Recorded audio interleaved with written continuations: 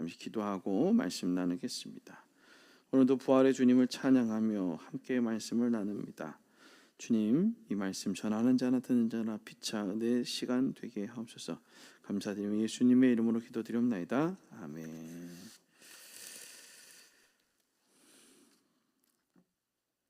오늘 제목은 동산의 부름이라는 제목으로 다시 하나님 말씀 나누도록 하겠습니다. 하나님의 채우심과 하나님의 도우심은 놀랍습니다. 오늘 하나님의 그 놀라운 그 은혜를 함께 나누는 시간 되길 바랍니다. 김춘수 시인은 그의 시 꽃에서 이렇게 노래했습니다. 내가 그의 이름을 불러주기 전에는 그는 다만 하나의 몸짓에 지나지 않았다. 내가 그의 이름을 불러주었을 때 그는 나에게로 와서 꽃이 되었다. 시인은 이름이 불러질 때, 이름이 불릴 때 비로소 존재가 완성되어진다라고 그렇게 얘기하고 있죠. 창세기 말씀에도 보면 어떻게 합니까? 아담을 창조하시고 하나님께서 그에게 그 이름을 지게 하고 그 이름을 부름으로 말미암아 그 동산에서 놀라운 역사가 완성되어졌던 것이죠. 그렇듯 이름이 불러질 때 존재적 가치가 드러나게 되어지는 것입니다. 근데 오늘 성경에서는 이 시보다 훨씬 더 깊고 근원적인 이름이 불러지는 장면이 나오게 됩니다. 죽음 때문에 이름이 영원히 지어질 뻔했던 그 자리에서 부활하신 주님은 한 여인을 이름을 불러주십니다. 단순한 꽃이 피는 정도가 아니라 무너졌던 한 인생이 다시 시작되고 있는 새 창조의 역사를 보게 되어집니다. 오늘 그 여인의 울부짖는 소리, 두려움의 모습들 우리가 함께 말씀을 나눴지 않습니까? 이 말씀을 통해서 주가 내게 주시는 그 은혜들을 함께 기억하며 나아갈 수 있기를 주님의 축원합니다. 오늘 본문 1절을 한번 같이 읽어보도록 하겠습니다. 시작. 아침 후 첫날 일찍이 아직 어두울 때에 막달라 마리아가 무덤에 와서 돌이 무덤에서 옮겨진 것을 보고 안식 후 첫날 이른 아침, 즉 아직 어두울 때라는 것이죠. 여기서 어둠이라는 스코티아 이 어두움은 두 겹의 어두움을 말하고 있습니다. 우리가 생각하는 그냥 어두움이 아니라 해 뜨기 전에 이 어두움을 말할 수 있고요. 동시에 마리아의 그 심령을 짓누르고 있었던 두려움, 그 절망의 어두움을 말하고 있는 것입니다. 오늘 마리아에게 이 새벽은 모든 것이 끝난 시간이었어요. 오늘 마리아는 그렇게 느껴졌죠. 새벽에 갔는데 내가 그렇게 생각했던 그 예수님의 시체조차 볼 수 없는 상황이 되어진 것입니다. 7 귀신에 붙들려 비참하게 살던 그녀를 건져서 마리아라고 처음 불러주셨던 분, 내 존재의 근거가 되었던 그분이 바로 뭐예요? 죽었던 거예요. 나는 영원히 죽을 수밖에 없었던 존재였던 그 여인이었는데 나사로도 그렇지 않겠습니까? 나사로야 일어나라, 마리아야 라고 부를 때에 그 이름이 불러질 때 그 존재적 가치가 새로워지는 것이죠. 그 존재의 근거가 되었던 분이 나를 존재적 가치로 만들어줬던 그분의 음성이 어떻게 된 거예요? 사라진 거죠. 들어가 보니 흔적조차도 없는 거예요. 나를 알아주던 유일한 분이 어떻게 됐어요? 사라진 거예요. 마리아는 이제 다시 이름을 잃어버린 존재가 되어진 거예요. 나를 불러줄 사람이 없는 거죠. 나를 알아줄 사람이 없는 거죠. 그렇잖아요. 나를 알아줄 사람. 그래서 그녀는 무덤을 찾아가게 되는 거예요. 바로 베드로와 요한은 무덤을 보고 그냥 돌아갔지만 어떻게 했어요? 베드로와 요한은 그냥 어떻게 해요? 11절 말씀 읽어보도록 하겠습니다. 11절 말씀입니다. 시작.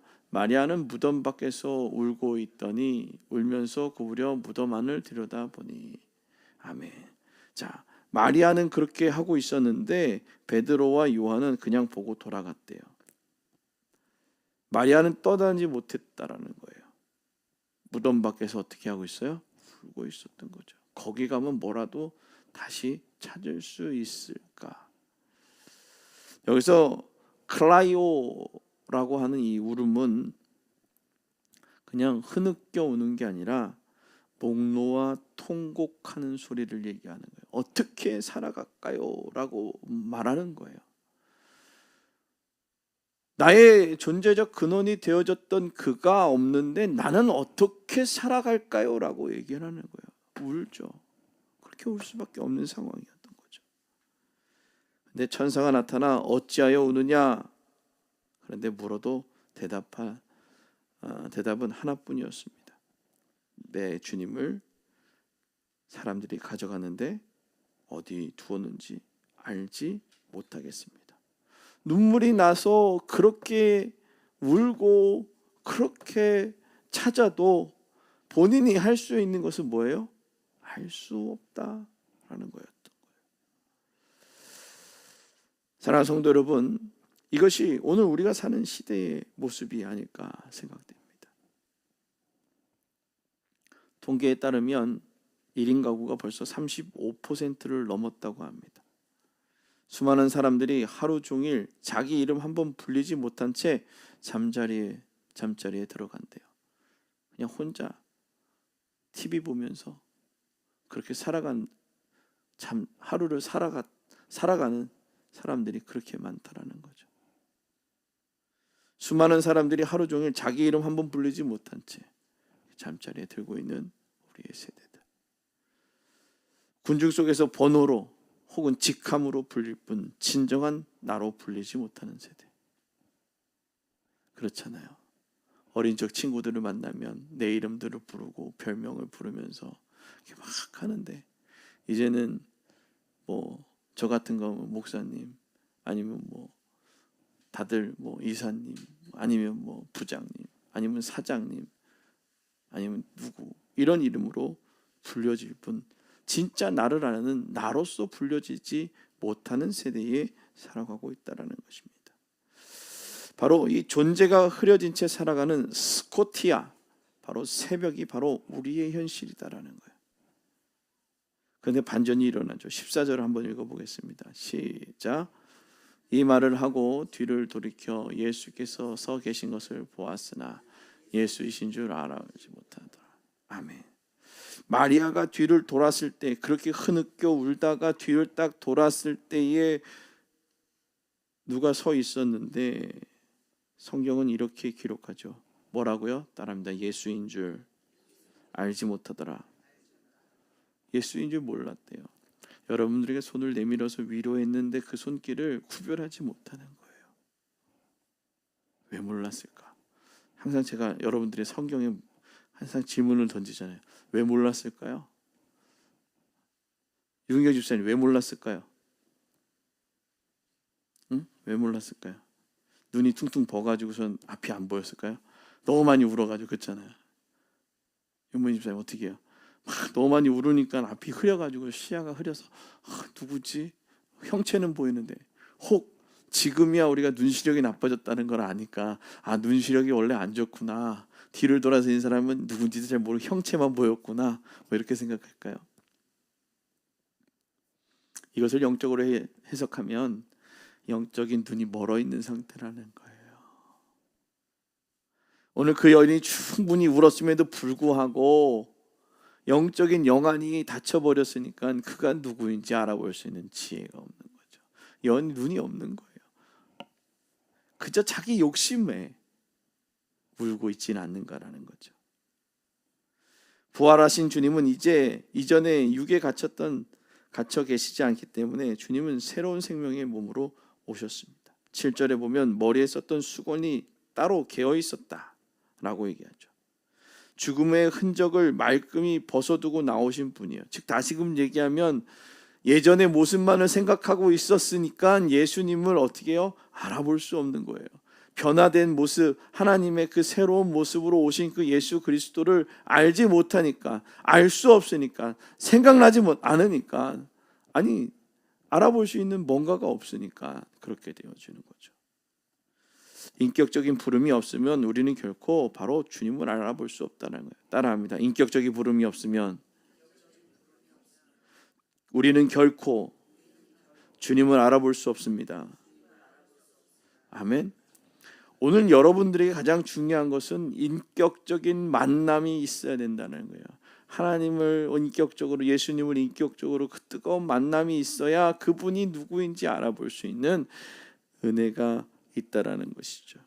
마리아는 예수님을 동산지기 케포로스라고 얘기하고 있어요. 이것은 그녀의 착각이 아닙니다. 창세기 3장을 기억해 보시길 바랍니다. 첫사람 아담은 죄를 짓고 동산 나무 사이에 숨었습니다. 하나님이 내가 어디 있느냐 부르셨지만 그는 피했어요.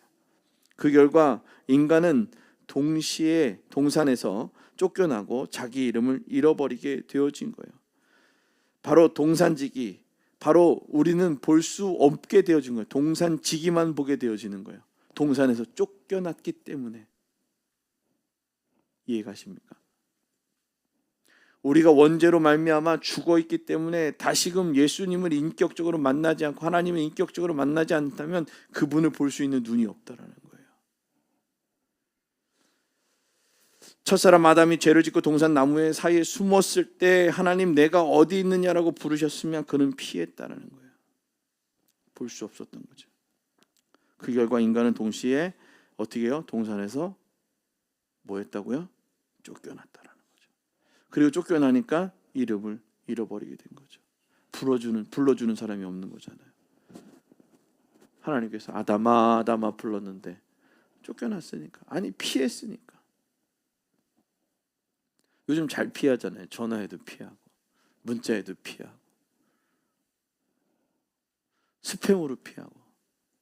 아는 목사님이 단체 문자를 보냈는데 늘 제가 전화하면 저기 문자가 안 왔다는 거예요. 그래서 제가 그 목사님 왜 이 목사님한테 문자를 안 보냈어요? 그랬는데 얘기를 들어보니 자기도 모르게 그분이 삼성 거 쓰시는 것 같아요. 폴더폰 잘못 눌러가지고 그 번호가 스팸으로 등록이 되어 있던 거예요. 아무리 문자를 가도 아무리 두드려도. 다시금 얘기하면 내가 그 스팸을 해결할 수 있는 스팸일까라고 하는 그런 생각조차도 하지 못하니까 뭐가 되는 거예요? 분명히 제가 문자 보냈다는데요. 문자를 보냈습니다. 라고 얘기를 하면 뭐를 생각해 봐야 돼요? 스팸에 걸려 있구나라는 생각을 한번 해봤어야 되는데 그냥 뭐라고 얘기해요? 문자만 안 온다는 거예요. 즉 다시금 얘기하면 우리가 하나님이 어디 계십니까?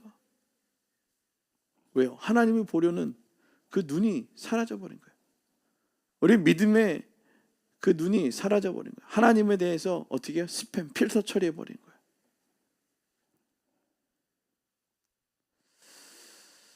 에덴 동산을 잃어버린 인류가 여전히 새 동산의 주인을 알아보지 못하는 영적 무지를 오늘 이 상징적으로 이 동산지기를 보며 말하는 거예요. 증거는 눈앞에 있어도 주님이 부르시지 않으면 우리는 결코 돌아설 수 없는 거예요. 자기 나름대로 하나님을 스팸 처리한 거거든요. 내가 필요한 때만 찾으려고 하니까. 아무리 문자 메시지가 오는데 하나님이 음성을 들려주는데 뭐 하지를 못하는 거예요? 듣지를 못하는 거예요. 들으려 하지 않는 거예요. 그냥 자기 편한 것만 듣는 거예요. 그때 바로 16절이 울려 퍼지게 됩니다. 16절입니다. 시작. 예수께서 마리아야 하시거늘 마리아가 돌이켜 히브리 말로 라보니 이는 선생님이라는 말이라. 아멘. 주님은 복잡한 설명을 하지 않으세요. 뭐라고요? 그냥 복잡하지 않게 뭐라고? 성인아 부르는 거예요. 그럼 어떻게 해요? 복잡하게 생각하지 말고 나와야지. 단순하게 생각하고 나와야지. 근데 뭐예요? 세상은 뭐하게 생각해요? 복잡하게 생각하게 만드는 거예요. 왜 복잡한지 모르겠네. 하나님이면 땡큐고, 하나님이 여러분 삶에 은혜 주셨으면 땡큐고 감사합니다라고 얘기를 해야지. 뭐 그렇게 땡큐를 하는데 복잡해요. 따라합니다. 복잡함을 내려놔야 한다. 아멘. 복잡함을 내려놔야 돼요. 오늘도 예수님께서 단순하게 다가오시잖아요. 뭐라고 얘기해요? 마리아야. 왜요? 네 이름을 아니까요. 내가 네 이름을 안다. 부활의 증거를 나열하지 않았어요. 야 봐라, 나 여기 봐, 여기 나 손에 피, 보여 안 보여? 빵꾸 난 거. 여기 창자국 봐. 이거 말하지 않았다라는 거예요. 뭐예요? 마리아야라고 부른 거예요.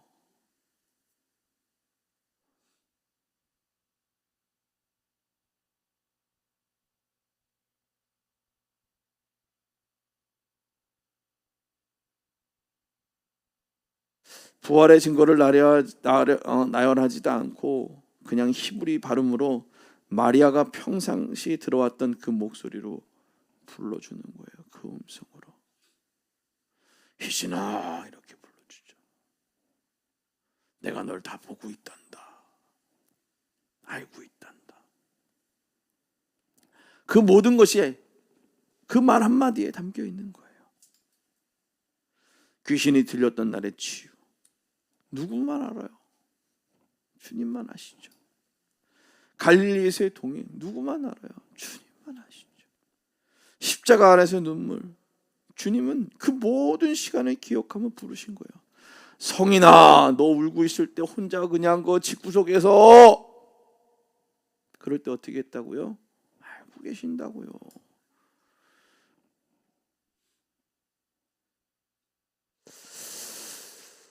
이것은 이사야 43장 1절 말씀처럼 내가 너를 구속하였고 내가 너를 지망하여 불렀나니 너는 내 것이라. 아멘.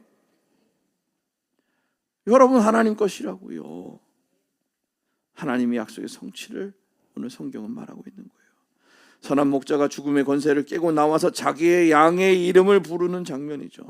예수 그리스도가 죽음을 이기시고 나와서 마리아야.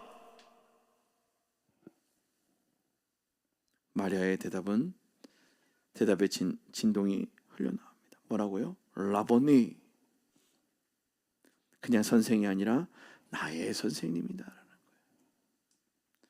주님은 나의 것이라고, 나는 주님의 것이라고 라는 사랑의 소원이죠. 창세기에서 잃어버렸던 그 친밀한 관계가 부활의 동산에서 회복되어진 거예요.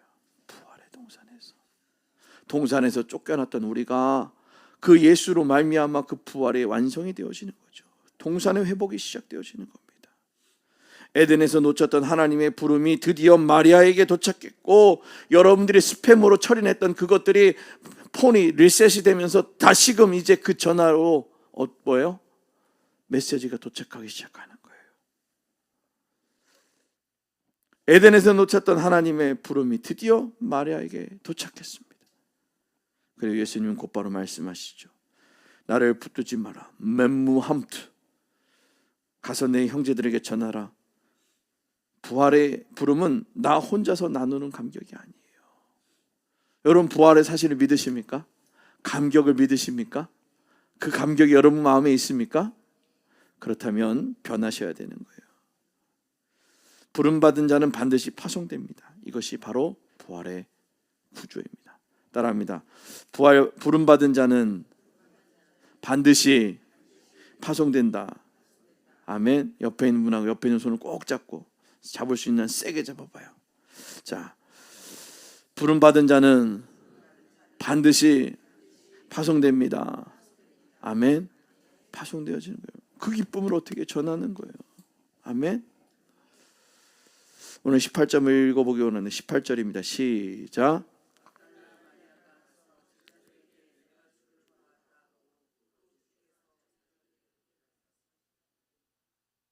아멘.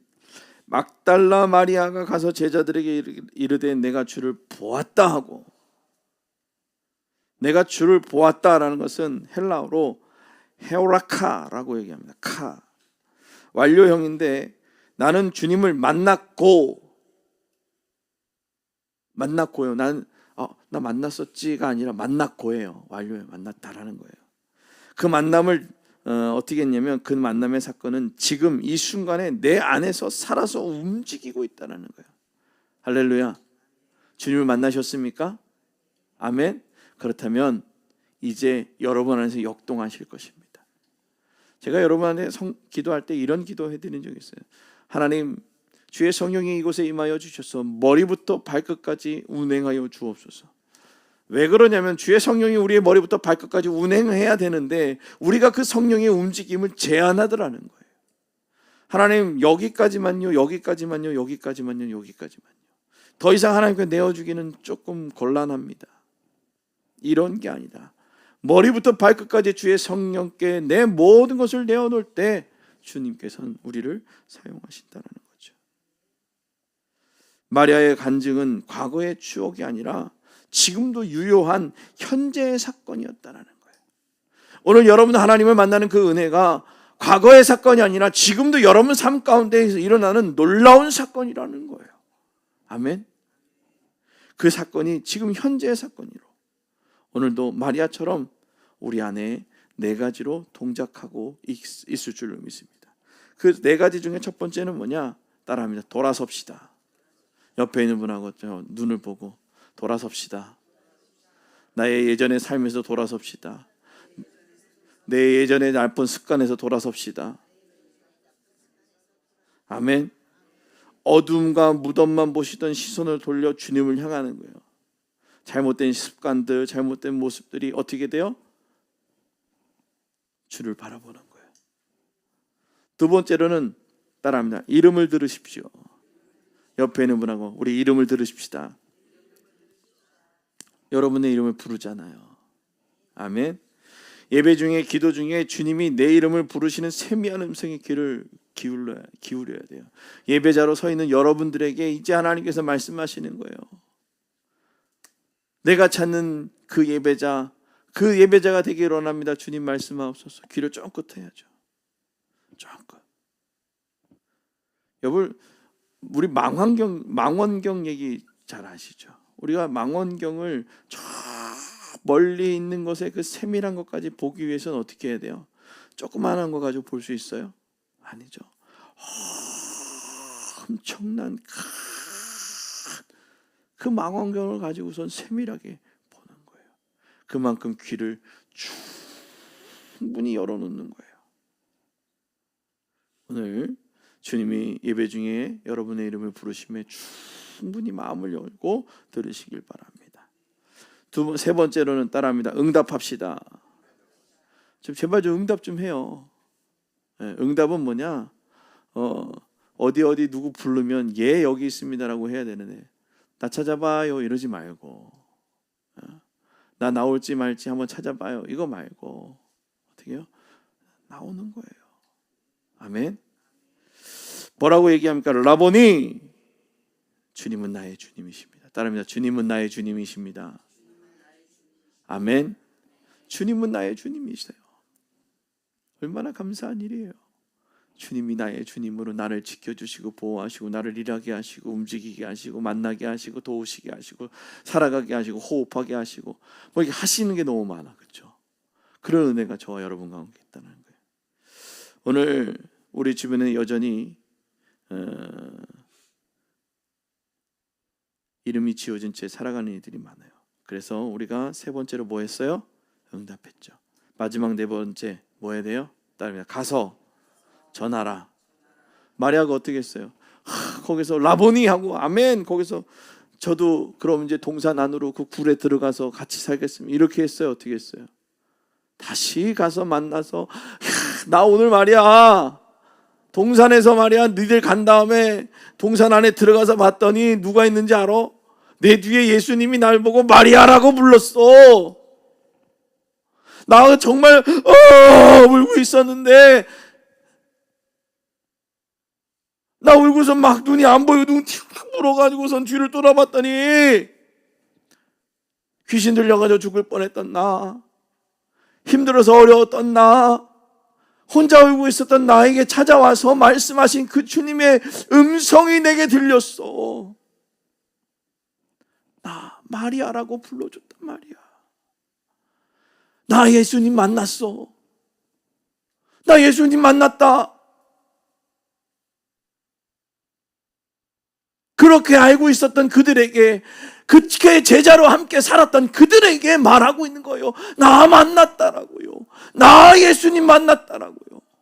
여러분 예수님 만나셨습니까?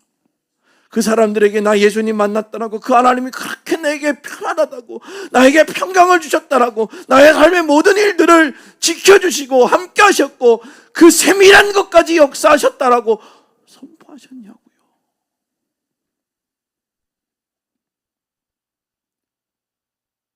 참 사람은 말하지 않으면 모르지만 주님은 나와서 그렇게 울기만 해도 그 울음 속에 말하고 있는 그 언어의 음성을 알기에 나를 다 알고 내 이름을 불러주는 거예요.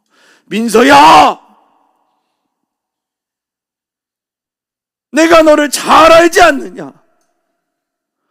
어찌 나를 그렇게 보지 못하고 나의 주님이라고 고백하지 않고 왜 내 욕심대로 살아가느냐?